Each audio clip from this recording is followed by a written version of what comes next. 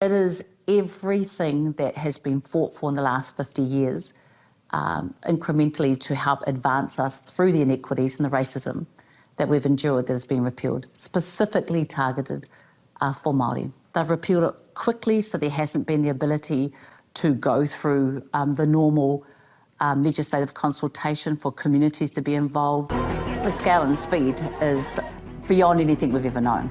The only thing we can compare it with was the initial colonisation that happened in the 1800s. We are still in cultural defence and the fatigue is real. And any forum that isn't staying focused on ourselves and helping us to scale up against this government has to ask itself, what is it here for? Now we're starting to talk about de-escalating. Well, that's too late. You've undone too much. Yeah. Well, when do we go to war? Yeah. When do we go to war? War is politics with bloodshed. Politics is war without bloodshed. A disproportionate amount of political power for one group of people can only come at the expense of others. Where are the successful examples of a society that succeeds when people have different rights based on ancestry? For the first time through this representative House of Parliament, all New Zealanders will have a say about what our founding document and our constitutional future means. You're here to represent everybody as one people called New Zealanders. Regardless of our DNA, we signed the treaty so that we could become one people. You couldn't say to me that the last 6 years under the previous government have been a tremendous success for Māori. Go look at the economic outcomes, go look at the housing outcomes, the education outcomes, the health outcomes, the investment outcomes. They've been very, very poor. And so that's the engagement that we want to have as a government, is actually we want to genuinely get things done. I know we keep talking about it, but I'm telling you that's the thing that makes the difference. Signed at Waitangi the 6th day of February 1840, and the various articles are there, made promises to the Indigenous people of New Zealand that the Crown extended to them all the rights and privileges of British citizens. Well, a lot of people say the tail is wagging the dog. We've got these small political parties, but they seem to be dominant in some areas. You've got Mr. Seymour and the ACT Party, which is neoliberal, slightly libertarian, but at times very populist.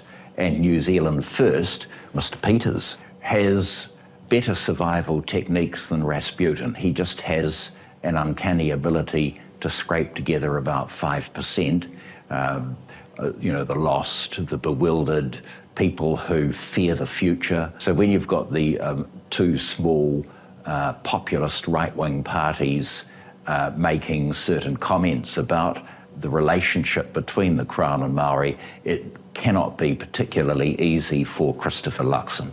The treaty is between the Crown and Māori. Where David Seymour, I think, has gone wrong is he thinks it is an agreement between races, and that's fundamentally wrong. A referendum would bring all the crazies out of the woodwork, and it would be very, very divisive.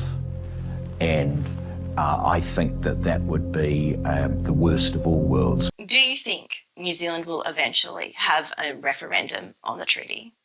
Yes, I do. If it's not one done in line with this bill that ACT is proposing, it will be a citizen-initiated referendum.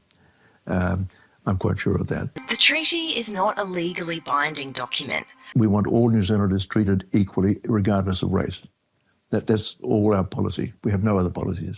Hobson, of course, was the governor of New Zealand when the treaty was signed, and as each chief signed the treaty, he said in Te Reo, Māori, we are now one people. So Hobson's pledge is a group which says we all have the same constitutional rights. And we will be working very hard to convince the Prime Minister to support the ACT Party's proposal to have a treaty principles bill which will interpret the treaty as it should be interpreted. We need to resolve once and for all what kind of country do we want to be. A country where every citizen has equal political rights, or ones where we have a preference based on ethnicity. That never works.